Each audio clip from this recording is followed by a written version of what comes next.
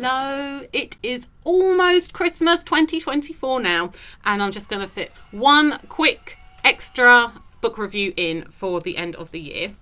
Well, before Christmas anyway. So, the book that I have read, it's called The Oera Linda. And it's a really unusual book. I actually read it on the Kindle because I read a download of it because I found that trying to buy it was quite expensive. So I managed to find a download of it. And so what it is, it's a really bizarre thing. And there's actually a lot of sort of controversy around it about whether it's even real or not.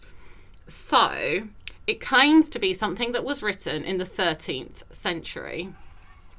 But it's actually based on much older stories. So it's like somebody has written down these stories, but sort of maybe copied them from an older text. And the older texts are supposed to go back really far, like pre-Jesus to the time of Atlantis. So obviously there is some controversy about whether or not it is real or not. It's told from the point of view of the sort of Dutch area, that it would be the people that were living in that sort of area.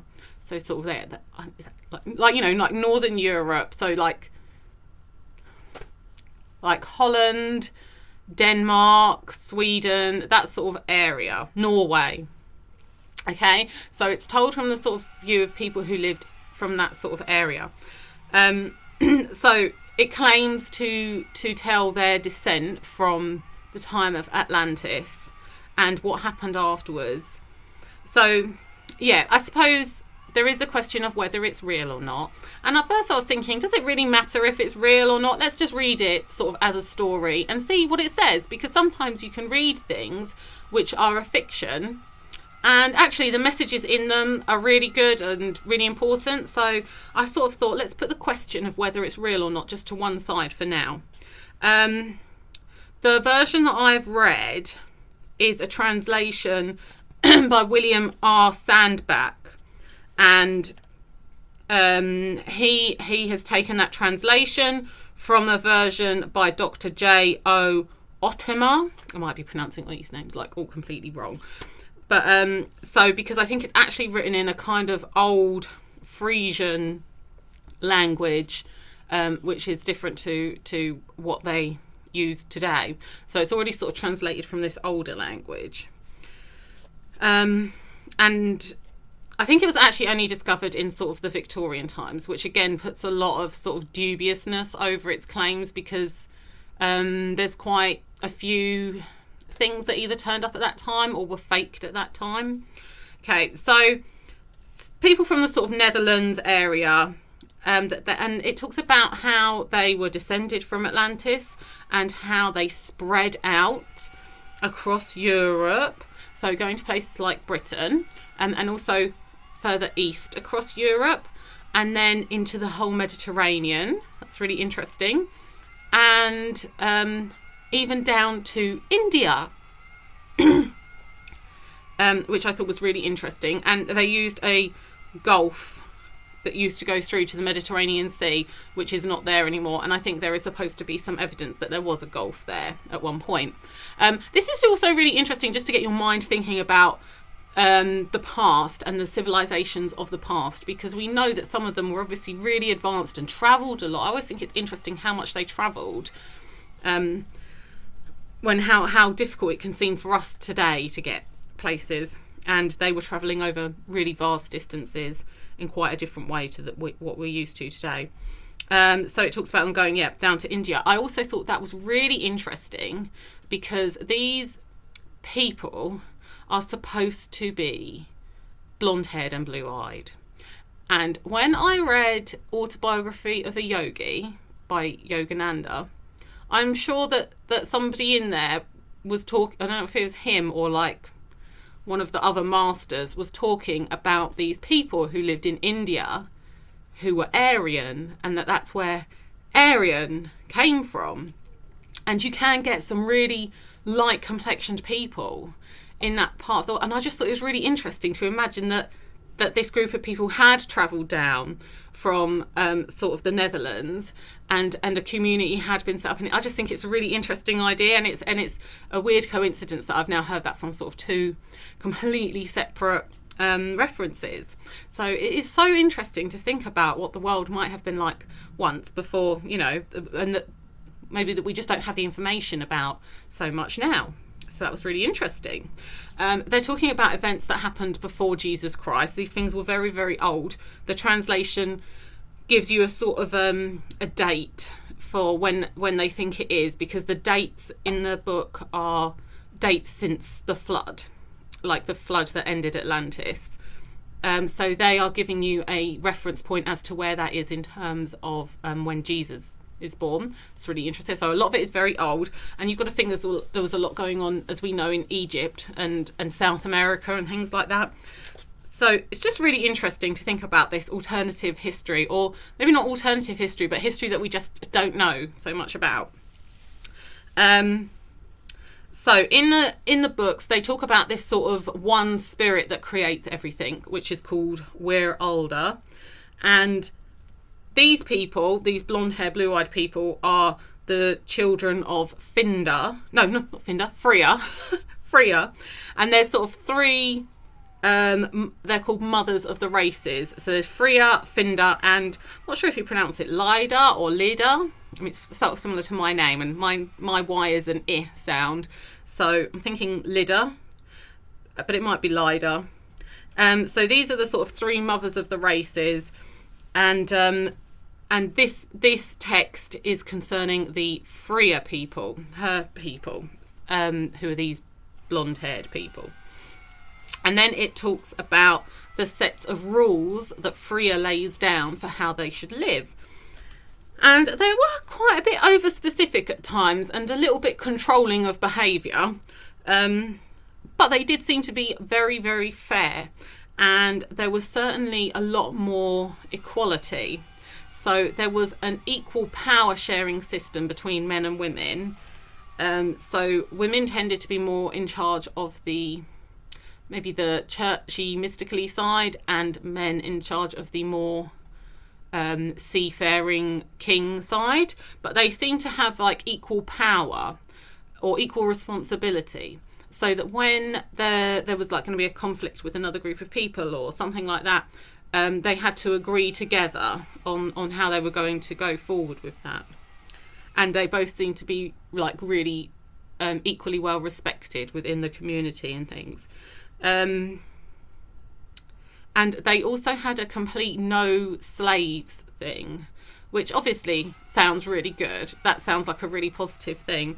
And they really hammered that point home a lot about freedom and the importance of having personal freedom and never being owned by anybody, never having slaves and never being a slave. That did seem to like be stressed quite a lot, and obviously that seems like a really good message to me, to have your personal freedom and sovereignty is a really important part of a fundamental part of the society's setup. So some of the things that they talked about in there, so some of the rules were there was a lot of rules and it was quite specific, things to do with like training and defence, and sharing out resources and things. And there did seem to be a lot of fairness in that, but and they were also not really in favour of mixing with the other social groups. They wanted to keep their people sort of just their people. But they do mix as the stories go on. So the stories go on through time, and there is a lot of mixing. Although then they usually complain about how that was the problem of how they, lost some land or something, was because they'd mixed with these other groups of people too much. It talks about how they went down to Greece, and how their laws were taken by the Greek leaders. That they really liked the sound of their laws. But then they were manipulated by the priests and princes and used against the people so that the people didn't get their freedom. And I always think this is really interesting, because when we think of ideas about sort of like philosophical ideas about freedom and democracy and how society should be run and everything, you go back to the Greeks, and that's some of the earliest place where we've got a lot of stuff written down about their ideas. And their ideas are, very sort of wide view ranging, and there's a lot of good sense there. And there was definitely, it's so obvious from history that there was a lot of ideas from people of how society should be run, and maybe better ways than, you know, we do it now. Or at least alternatives that would be worth thinking about. So it's really interesting to think about where some of these came from.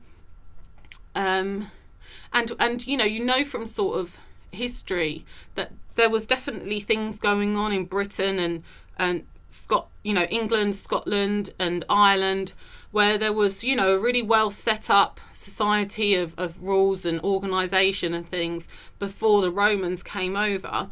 And there's often a real sense of this sort of personal sovereignty and personal freedom. So it is really interesting to think of the ideas of where that could have come from, because, you know, it must have come from somewhere. And I find this idea that the Greeks, well, they must have got it from somewhere, because it's so like well laid out, the things that they thought, that they've at least have got that seed from somewhere else.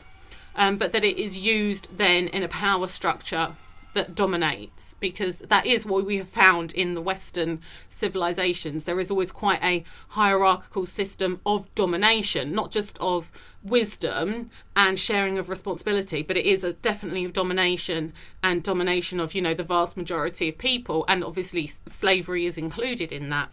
So it's really interesting to think about the idea that they're very forward-thinking ideas of organisation of society and democracy and things like that have come from somewhere else, and then been, you know, in a way sort of manipulated to get what they want out of it. I think that's really interesting. It wasn't all soft and fluffy as well. There were some quite harsh punishments for people who didn't do things how they like them to be done. So it talks about how they spread out and how they spread their ideas about, and then it starts to talk about their decline and how they lost were moved out of places. And then there's a lot of stories about that, and a lot of battles, and a lot of times where they've trusted somebody and shared their rules and their knowledge with them, and it sort of backfired. So there was a lot of stories about that. That became a little bit repetitive over time. Lose some more areas, and so there was that was sort of the second half of the book. The first half of the book is sort of the establishment of them, and that's one person's sort of story. And then the later stories are after they've sort of, had some defeats and been pushed back and things like that. But it was very interesting. I'm really not sure about this, whether it's real or not, because at first I thought it doesn't really matter if it's real or not. And then as I was reading the book, I was thinking, it was really thought-provoking, these ideas about where these ideas of freedom and sovereignty came from, and potential other ways of building societies with more freedom for people and personal responsibility. And I mean, I just love the idea of that it doesn't have to be, not that everything's awful now, but we can have a world where people aren't manipulated and dominated and controlled, and, there aren't people dying of starvation and poverty whilst other people are living at ridiculous levels of luxury. I think that's always an appealing idea.